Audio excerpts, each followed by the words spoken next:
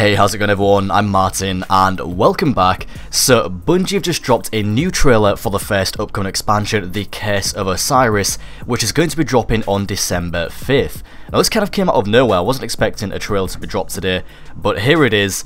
It's really damn cool. We finally get to see what Osiris looks like. He's wearing this crazy Vex / Egyptian themed armor and this modified ghost as well. So before we start digging into this trailer and picking it apart, this expansion is going to feature Mercury as a patrol zone as well as the Infinite Forest, which is said to be described as a procedurally generated zone, which means that every time you enter this area, every time you come back, it's going to be a different map every time. It's never going to be the same. So that's going to be really interesting to explore, and I believe that's what we're looking at in this trailer here, the Infinite Forest. There's also obviously going to be new story missions and adventures, all the standard stuff, strikes, crucible maps, etc. But it also says new raid content. Now this is a little bit confusing because normally they would have just said new raid, but new raid content has some people thinking that Bungie could actually be planning to update and add new stuff to the Leviathan raid instead. Not really sure if I'd be happy with that. I kind of would just like a new raid, but I mean if it's done well then maybe it could be good. But this isn't for certain. This just could be some confusion from the wording on Activision's part, and it could just simply mean that there is going to be a new raid, but I guess we'll see. And lastly, the lighthouse from Destiny 1, the place that you visited after going flawless in the Trials of Osiris, is now going to be returning as a social space, and there's going to be a vendor there. Anyway, getting to the trailer now, the first thing that we see is what could be the Infinite Forest, except this is a really interesting looking area because it's not the same as the Mercury that we're usually used to seeing, assuming that this is on Mercury. As you can see, it takes place above the clouds, and above that there isn't really a sky either. It appears to be covered by something, and it doesn't appear to be in the same place because otherwise you'd see the sun right next to Mercury and the whole place would have this orange tint to it, but instead it doesn't. So I'm not sure if this is still on Mercury or if it's in some kind of Vex contained world or something completely different, but either way I believe this could be the Infinite Forest. Next we get a look at the lighthouse. This is the area where you'd usually get your loot from, that's where the chest would be in the centre, and if you look closely you can see a vendor. This could possibly be Brother Vance returning or one of Osiris's other disciples. Then we get a glimpse at what appears to be a future version of the lighthouse where everything's been destroyed and something has happened to the sun. It's no longer a sun I guess, or this is possibly something else, I have no idea. But it's a glimpse into the future of the lighthouse, and it looks like this could actually be a playable space. This looks like it's actually in-game, so I'm wondering if we're actually going to get to travel through time and go to past and future versions of areas and visit the past and future throughout the story. Then we see Osiris himself step out of this portal. As we know, Osiris has gained access to the Vex network and is able to travel through them.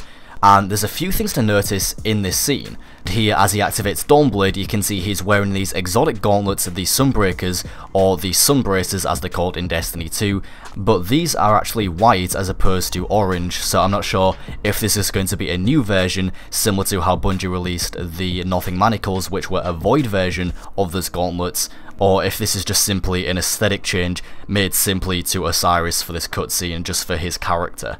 Now, there's a couple of really interesting things to notice about this scene. Firstly is the fact that he's actually fighting through the Vault of Glass here, so I wonder if this means that the Vault of Glass is going to be returning. I don't think it will as a raid, but I feel like it could possibly return as sort of a mission area for us to go back and investigate Osiris, since this is where he's been. A recent leak from some datamine files on the PC version of Destiny 2 did actually reveal some voice lines of characters mentioning us actually going back into the Vault of Glass and asking why we went there and stuff like that. So it does seem very possible that we will be going to the Vault of Glass at some point in the Osiris DLC. The other thing to notice in this scene is that in the background, there's actually a team of Guardians frozen fighting the Vex. It looks like they're frozen in time, and it seems like Osiris just stepped into some other timeline where a fire team were taking on the Vault of Glass, and I'm wondering if this is just some other fire team, or if this is the original Vault of Glass fire team, so it could be a Pahanin and Predith. That would be really cool to see, and I want to know why Osiris is even here in the first place visiting the Vault of Glass.